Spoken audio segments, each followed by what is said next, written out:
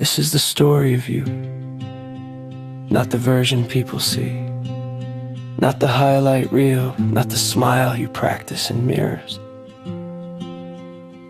The real you, the one lying awake at night, staring at the ceiling, asking questions you don't say out loud. Why does it feel like I'm falling behind? Why do I feel lost when everyone else looks so sure? Why does my life feel loud on the outside and empty on the inside? You tried doing everything right. You followed the rules, you worked hard, you stayed kind, you kept going even when it hurt. But somewhere along the way, you started to feel invisible, like you were wandering through a world that never slowed down long enough to notice you were drowning. You didn't stop believing overnight.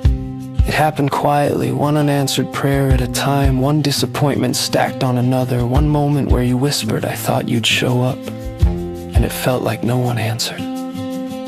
So you carried the weight yourself. You told yourself to be stronger, to stop hoping, to stop expecting, to stop asking. But the questions never left. And one day, not in a church, not in a perfect moment, not with the right words, you finally broke. Not dramatically, just honestly. You didn't pray because you believed, you prayed because you were out of options. It wasn't polished, it wasn't impressive, it sounded more like, "If you're real, I need help." And for a moment, nothing happened. No thunder, no voice from the sky, no instant solution, so you assumed it didn't work. But what you didn't know, what you couldn't feel yet, was that heaven leaned in. Because the moment you spoke, God listened. Not annoyed, not disappointed, not waiting for better wording, present. And slowly, quietly, things began to change. Not your circumstances, not right away, but you.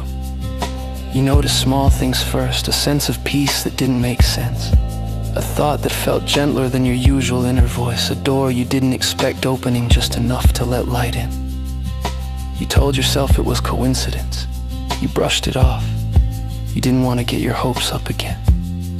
But then it kept happening. The right message at the right time, the strength to get through a day you thought would break you, a nudge to take a step you'd been too afraid to take before, and one night in the quiet you felt it, not as words, but as knowing. You are not forgotten, you are not behind, you are not lost. You didn't hear God the way movies make it sound. It wasn't loud. It didn't overpower you. It reassured you. It said, "I've been here the whole time." And suddenly your story made sense. The delays weren't denials, the pain wasn't punishment, the waiting wasn't wasted. You were being shaped, not ignored, protected, not postponed, prepared, not abandoned. God didn't remove every struggle, but He gave you direction. He didn't silence every fear, but He gave you courage to move anyway. And step by step, He guided you exactly where you needed to be. Not where everyone else was, not where you thought you should be by now, where you were meant to grow. And here's the most important part of this story. You didn't suddenly become perfect.